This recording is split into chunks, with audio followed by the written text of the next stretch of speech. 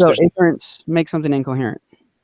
Right, because if you can't get it to interact with the things in our brain, then saying it interacts with the things in our brain is ridiculous. Like, what? But, no, my question: ignorance makes something incoherent. Yes, if you're asserting something as an explanation, Okay. which you have no way to explain as the explanation, well, then it's incoherent. It's like saying a rabbit can cause the universe. Like, what? So are you omniscient? No. So you have ignorance, like I do, right? Yes. So are you incoherent? No. Okay. But that doesn't. So in the last video, we went over a few highlights from my discussion with atheist YouTuber Tom Jump on the nature of consciousness. And if you haven't seen that video, I'll leave a link to it in the description below. But in this video, I want to go over our discussion on the existence of the soul and two of the arguments that I use and unpack those arguments and see how he responded to them. Because earlier in the discussion, he said... Right. People believe in the soul because they believe in ridiculous things for no reason. Now, every time I get into these conversations, and I have someone as adamant as Tom, who would say something like, people believe in the soul for ridiculous reasons, or there are no reasons to believe in the soul, or no evidence for the existence of the soul, I always like to start by asking the simple question, well, what reasons have you heard? Because surely someone like this, I would assume, would have taken the belief seriously, done some serious investigation into it, looked into the arguments for and against it, and would be able to articulate those back to me. I mean, right? It's common sense. There's just no good epistemic justification to believe Santa exists. Okay, I'm curious. What reasons have you heard for the existence of the soul? Quite a few. I don't really remember them because I never really took them seriously. Really, Tom? Yes. Because I can think of a lot of things. You can go through all my videos. They've come up quite a number of times. Like they're just not very impressive to me. Like, give me an example of one. Well, okay. So here's again the disappointing thing. If you were to ask me what I don't believe in when it comes to anything like a belief that an atheist might hold or something like that, I can give you the arguments for why someone would believe that, even if it's been a long time, because that's part of, in my mind, it's part of the justification. For you not to even be able to name an argument for the soul is irrelevant entirely. That does nothing to help your position. I haven't. The fact that I don't remember them doesn't help you at all. It's so not. I don't take them seriously because they're not relevant. It's not meant to help. This is not meant to help me. I'm just pointing out the fact that it's maybe a slap on the wrist, you can call it. I don't know. Take it. No, you're just wasting time because that doesn't irrelevant to my position. It isn't relevant to your position. It doesn't help me in any way. It doesn't help you in any way. There's nothing you're saying right now that is relevant to the argument. I think it helps argument for the existence of a soul. I think it helps the listeners. The fact that if you can't even think of one, yet you're so adamant that there is none. It's an fallacy. It just shows them that you don't know what you're talking about. Give me an argument for the existence of a soul. I'll show you why it's wrong. Who doesn't know what they're talking about? You. Because you're using it ad hominem. You don't remember what the arguments for the soul is. I don't need to remember them. And ad hominem says that you're wrong because of this. I'm not saying you're wrong. I'm just saying it's disappointing. Yeah, disappointing is the same as wrong. Give me an example of an argument. I'll show you why it's wrong. Boy, that escalated quickly. I mean, that really got out of hand fast. It jumped up a notch. It did, didn't it? What about identity through change? Do you believe that we remain the same throughout part replacement and change? So the first argument we get into is the argument from identity through change, which is a fairly simple argument, which is basically the argument that if there is no soul, then human beings are purely physical objects, a brain and body aggregate. Like with any field, it's important to understand the terminology. Things like watches, cars, or Legos are what philosophers would call aggregates, meaning they are a collection of separable parts held together in a certain structure.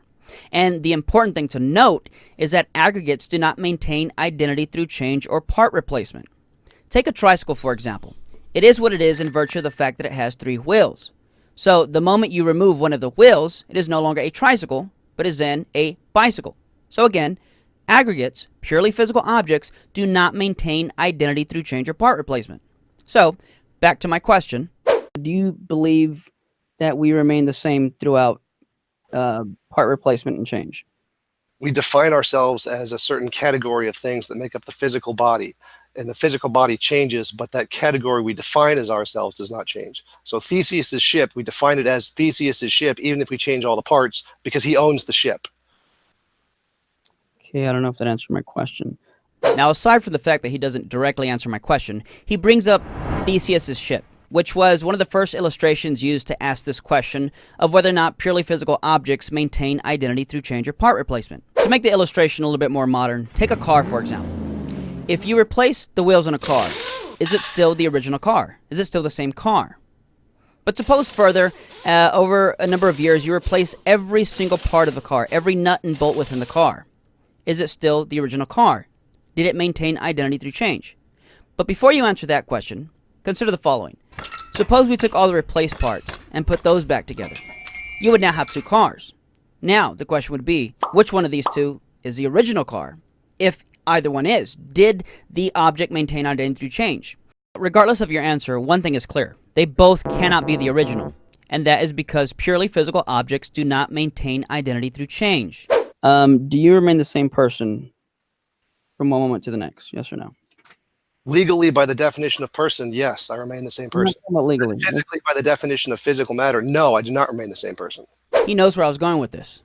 And in order to be consistent, if you're going to be a physicalist, which he is, which is a view that there is no soul and human beings are purely physical objects, then you're going to have to bite the bullet and say that you do not maintain identity throughout change and part replacement, which means you would literally not be the same person from one moment to the next. Let's see what he says. Okay, so in the strict sense of identity, and that's another technical metaphysical term, you are not the same person from one moment to the next. No. So I've been talking to how many different people in the past hour that we've been talking, hour plus? Right, because the problem of identity can't be solved for anything in any field ever. How many people have I been? Identity. How many Toms have I been talking to in the past hour and a half? Irrelevant to anything we've said. Serious now at this point. So the next argument comes from the indivisibility of personhood, which deals with degreed and non-degreed properties. So once again, it's important to understand the terminology. A degreed property would be something like the property of being loud or hard. Such properties can exist or come in various percentages or degrees. It can be divided and so forth. Loudness can go up or down, and hardness can be softer or harder. By contrast, a non-degreed property would be something like the property of being even. The number 2 and the number 6 are both even. They're even numbers. But it would make no sense to say that the number 6 is more even than the number 2, because the property of being even is an all or nothing kind of thing. It either is or it isn't. There is no in between, because such properties are non-degreed properties. So keep this in mind. So how do you define a person? Forget the legal aspect, because if there was no law, you'd still have to be able to define a person, right? Yeah, I just define them based off the physical things that make up a human being. Now, if that's the case, which it has to be on physicalism, then being a person, personhood, would be a degreed property. But what's wrong with that? Well, let's look at the implications. If you define a person based on the matter, then someone who has more mass and matter would be more of a person than someone who has less mass or matter. So men are typically larger than women, but do men have more personhood? Are they more people than women? And if being a person has intrinsic value or any value at all, then it would mean that men would be more valuable than women, or should have more rights and be endowed with more stuff than women. In other words, does having more mass and matter mean that you matter more? Well, no, of course not, because being a person is not a degreed property. Unless you're a physicalist, then you're going to have to believe that, because your personhood would be based on the degree of mass and matter that you have.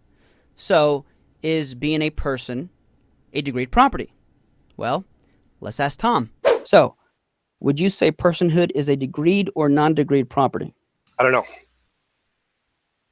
Okay, that's don't know. Now, earlier though, you said that you define personhood as the, say that again, something about the physical. I'd say a human being is just the physical body that makes them up. Which would entail that removing mass would remove personhood. That is the only way to be a consistent physicalist. So, let's see if Tom is consistent. Okay. If you were to chop off my arms and legs, would I be half of a person? No, as far as I know. Huh. So, apparently it's... Well, if you cut up your brain into parts, you could be partial to a person. So after saying no, he punts to the brain. But reducing it now to the brain, you still have the same problem. You're just pushing back the goalpost, and now our focus is the degree of matter in the brain. Okay, so Dandy Walker syndrome is something, it's a real thing where some people are born with like only 10% of a brain. Are they only 10% people? No, but I'd say if I cut your corpus callosum in half, you're two people. Hold on. Okay, so you're not 10%. Okay, so then it seems to me that you would have to concede then that personhood is not a degreed property. Maybe, maybe not. I don't know. Well, based on the answers you just gave me, you'd have to say no. Now, what's odd here is that he's already conceded earlier that he defines a person by the mass and matter that make up the brain and body. And he also said earlier that he understood what a degreed property was. Are you familiar with degreed property? That I want to assume that you huh? Yes. So, if he understands both those things, he would understand that as a physicalist, being a human person would have to be a degreed property. But perhaps he's starting to realize the implications here, and maybe that's why he starts to kind of change his answers and be a little bit more inconsistent. Well, we don't know. There's not a hard line distinction between there, even though it is still a gradient. Person, and what makes a person is a gradient. We just don't know where exactly the line is. Okay, so you said there's a gradient. So that means you assume personhood is a degreed property. No, it could be either way. I don't know. Now, it's telling here that if you don't want to accept the conclusion that your position leads to, then you're being inconsistent. But again, it's simple. If you're going to be a physicalist, then being a personhood would be a degreed property. You either accept the conclusions of your position or you change your position. It's that simple. Because you're giving me two different answers here. The questions I asked, you give me an answer that would lead to this. Right. I don't have an answer to this because, I don't know what the answer to that is. But we can. What's your question? How does this lead into an argument for the soul? Well, I was getting there, but then you switched your answer up on me. I didn't switch anything. I said I don't know, and then I said it could be this or it could be this. Well, so I don't know. I'm in part trying to help you come to a conclusion here because I want to know what you believe, because the answers you gave me. You're not qualified to help me come to a conclusion. I'm sorry? You're not qualified to help me come to a conclusion on this. Okay, I'm sorry. Well, I'm doing my best here. Now, what's a bit ironic here is that we actually did kind of come to a conclusion after a lot of back and forth, which I kind of helped him come to. Earlier, I asked him. So then would you consider yourself a functionalist? I don't know. I don't have a strict position on consciousness because I don't know what it is. Well, that's what it sounds like. You don't know what it is, but you know it's physical. After realizing he didn't really like labels, he didn't want to commit to a position, perhaps because it would cause him to take on a burden of proof. I don't know. Nevertheless, to try and make some progress in the discussion, rather than give his position the label, I simply ask him, I'll grant that you say you don't know, but is it fair to say that you at least would think that if there was some way to determine personhood, it would be based on functioning? Yes. And you're welcome. How does this lead to an argument to the soul? Well, because if personhood is not a great property, then you can't base being a person on the physical chemistry and makeup. And now that I know his position, he still seems to be inconsistent, or at least not want to accept the conclusions of what his position leads to. Because if personhood is not agreed, which I think you would agree I'm to grant that for the sake of argument. I won't take a stance on it, but I'm sorry? I will grant that for the sake of argument, but I don't take a stance on it. It could be either way. So personhood not a degreed property, then you cannot ground your personhood in anything physical, which means being a person is not necessarily entailed to or tied to something physical. Then you would have to ground it in something transcendent beyond the body that's not physical, namely the soul. So again, it's simple. If physicalism is true, then you would have to say that personhood is a degreed property. But if you agree with me that personhood is a non-degreed property, then physicalism is false. You either accept the conclusion of what your position leads to, or you change your position. It's that simple. Well, that does it for this video. It was a little bit longer than the last video because there was a lot more information to unpack and content to go over. But if you enjoy these informative kind of style nature of these videos, then please do us a favor, subscribe to the channel, give us a like, let me know in the comment section what you think. I would love to start making more videos like this, and I would love your input. And if you can, give the video a share. So again, thanks for watching. I'll see you next time. Metaphysics is nonsense, so it's not relevant to the topic. I don't care about the legal, because being a person is not... Because metaphysical has no evidence. It's completely made up nonsense. More assertions. Supported by all of the biggest problems in philosophy and science and every field of human knowledge, yeah. Which you can't even give me any arguments for, but setting that aside.